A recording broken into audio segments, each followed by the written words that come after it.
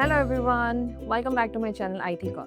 क्या आपने इस वर्ड को कहीं देखा है और क्या आप इसका यूज़ जानते हैं? एक्चुअली इस वर्ड को इंग्लिश ग्रामर का रिबेल कहा जाता है। एक ऐसा नेगेटिव वर्ड जो बहुत सारे हेल्पिंग वर्ब्स को खा जाता है और उनकी जगह ले लेता है। इसका यूज़ हम अपनी आगे की वीडियो में आपको बताएंगे, लेकिन उससे पहले एक रिक्वेस्ट कि अगर आप इस चैनल पे नए हैं so please subscribe my channel and access my playlist, ताकि अब तक जितने कॉन्सेप्ट हम कवर कर चुके हैं एक फ्लुएंट इंग्लिश स्पीकर बनने के लिए आप उनका बेनिफिट ले सकें। तो स्टार्ट करते हैं हमारा आज का कॉन्सेप्ट, लेकिन उससे पहले जल्दी जल्दी अपनी लास्ट क्लास का क्विक रिकैप कर लेते हैं। लास्ट क्लास में हमारा जो कॉन्सेप्ट था वो था इनफॉर्मल वर्ड्स। हमने कल 4 इनफॉर्मल वर्ड्स किए थे। पहला था गिमी, सेकंड था गोना, थर्ड डुनो और फोर्थ था गोटा। पहला वाला देख लेते हैं एग्जाम्पल के साथ। गिमी का मतलब क्या है? यानी गिव मी। जब भी हम गिव मी की जगह पे गिमी का यूज करना चाहते हैं तब फॉर्मेशन का ध्यान रखिएगा। फॉर एग्जाम्पल, मुझे मेरी बुक या फिर किताब दो। देना, दो, बताए थे आइडेंटिफिकेशन लास्ट क्लास में। सो गिव मी की जगह पे क्या करेंगे हम use? Gimme. So gimme my book. वैसे ही हम गोना का एग्जाम्पल देख लेते हैं। सेकंड था गोना, मतलब होता है गोइंग टू। तो जब भी गोइंग टू की जगह पे हम गोना का यूज करेंगे कि हम ध्यान रखना कि इसके आइडेंटिफिकेशन में वाला है, वाली है या फिर वाले हैं होना चाहिए। तो इसका एग्जाम्पल देख लेते हैं। वह यह काम कल करने वाला है। आइडेंटिफिकेशन में देख लिया वाला है। अब इसका आंसर भी कर लेते हैं। He is gonna do this work tomorrow। gonna और यहाँ पे गिमी। अब बाकी के दो भी कर लेते हैं। थर्ड था हमारा डू। डू किसका एब्रीविएशन है? डोंट नो या फिर डू नॉट नो का। तो जब भी हिंदी में सेंटेंस में पता नहीं आएगा तब हम डू नो का यूज कर सकते हैं on the place of don't know. इसका एग्जाम्पल देख लेते हैं कि इसका उत्तर क्या होगा? मुझे नहीं पता। पता नहीं या फिर नहीं पता सेम ही है। तो अब इसको ट्रांसफॉर्म कर लेते हैं। That I do know what will be it's answer. Fourth हमारा था गोटा।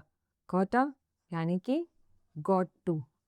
ये कब यूज होगा? जब भी हमारी क्रिया के साथ ना और है आता है, जैसे कि मुझे वहां जाना है, मुझे ये खाना है, मुझे वहां पहुंचना है, वगैरह वगैरह। तब एग्जाम्पल देख लेते हैं।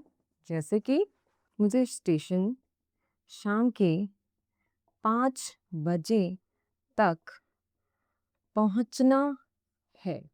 बताया था क्रिया के साथ एंड में क्या आएगा? पहुंचना के साथ ना है।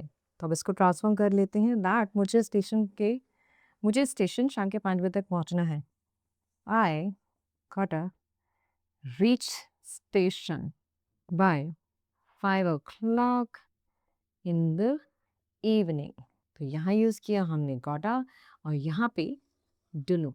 याद रखना इन सब वर्ड के साथ आप सब्जेक्ट को हमेशा यूज करेंगे। सब्जेक्ट कहीं मत खाना।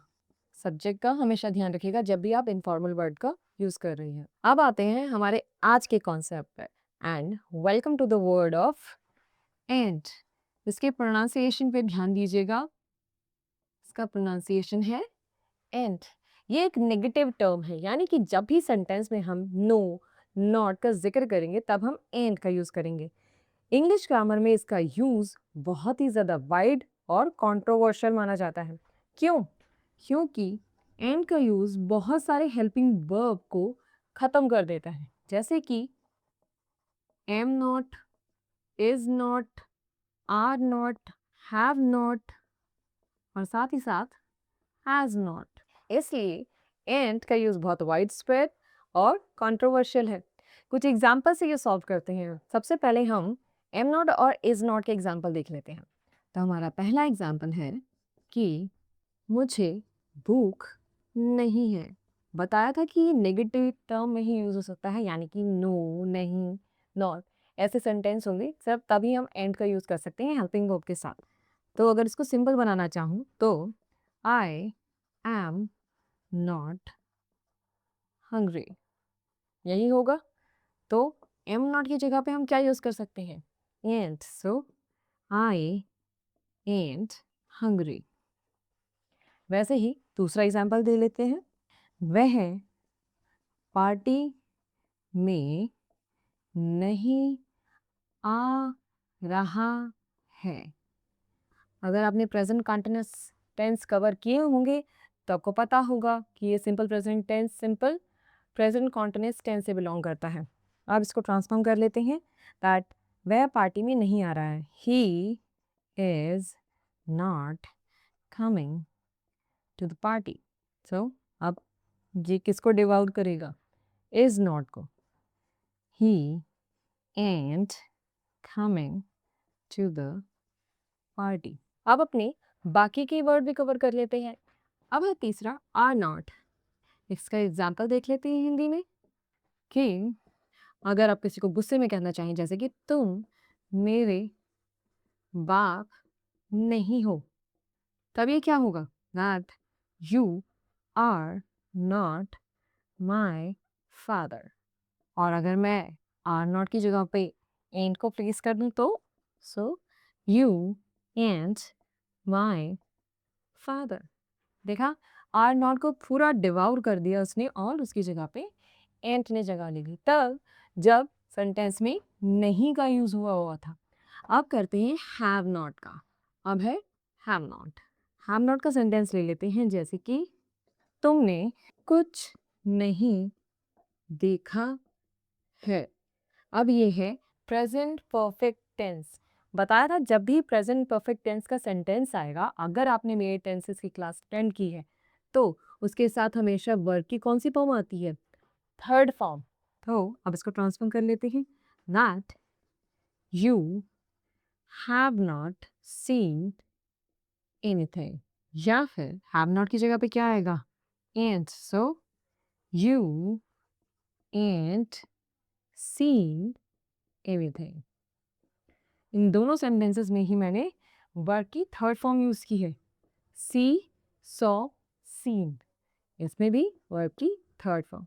तो जब सेंटेंस प्रेजेंट परफेक्ट टेंस से बिलोंग करेगा या फिर पास्ट नहीं सिर्फ प्रेजेंट परफेक्ट टेंस से, तब हमेशा वर्ब की थर्ड फॉर्म आएगी, ये याद रखिएगा। अब हैव नॉट और हैज नॉट के एग्जाम्पल भी कंप्लीट कर लेते हैं। तो पहला एग्जाम्पल है हमारा हैव नॉट भी, जैसे कि मेरे पास पैसे नहीं है। नहीं है आ गया। अब इसको ट्रांसफॉर्म कर लेते हैं दैट आई हैवंट या फिर have not got any money. So have not या फिर हैवंट की जगह पे हम क्या यूज कर सकते हैं? And. So I and got any money. वैसे ये हमारा हैज नॉट पे भी एग्जाम्पल देख लेते हैं। उसने अपना काम खत्म नहीं किया है। नहीं भी आ गया, किया है यानी कि प्रेजेंट परफेक्ट टेंस का सेंटेंस पर की कौन सी फॉर्म आएगी? थर्ड। सो शी hasn't या फिर has not finished her work। Work की थर्ड फॉर्म आई फिनिश, finished, finished। अब वैसे ही has not की जगह पे मैं क्या यूज कर सकते हैं? and, यानी she and finished her work। Work की थर्ड फॉर्म। आई होप आपको आज की क्लास में मजा आया होगा, बट एक वार्निंग की एंड एक हाईली इनफॉर्मल वर्ड माना जाता है। इसका यूज सिर्फ और सिर्फ आप अपनी फैमिली और फ्रेंड्स के साथ कर सकते हैं। भूलकर भी इन वर्ड का यूज कभी भी अपने सुपीरियर या प्लस अपने एग्जाम में मत कीजिएगा, अदरवाइज आपके मार्क्स डेफिनेटली कट होने वाले हैं। अब हैं हम अपने वीडियो की एंड उस बात पे, यानी वोकैबुलरी ऑफ द डे। और आज का वोकैबुलरी ऑफ द डे है अजाइल। इंग्लिश की इसका मीनिंग होता है able to move quickly and free. Hindi में इसका मीनिंग है चुस्त या फिर फुर्तीला। एग्जाम्पल देख लेते हैं इसका कि अपनी उम्र के बावजूद टेनिस खिलाड़ी कोर्ट में अविश्वसनीय तरीके से फुर्तीला और टिका रहा। हम इसको ट्रांसफर कर लेते हैं that despite his age the tennis player was incredibly agile in the court. agile। आज की क्लास यहीं पर आप करती है। आई होप कि आज आपको एंड के कॉन्सेप्ट में कहीं कोई दिक्कत नहीं आएगी। So till the time, keep learning, keep speaking. Don't forget to like, share and subscribe, and we will see you in our next video. Bye bye.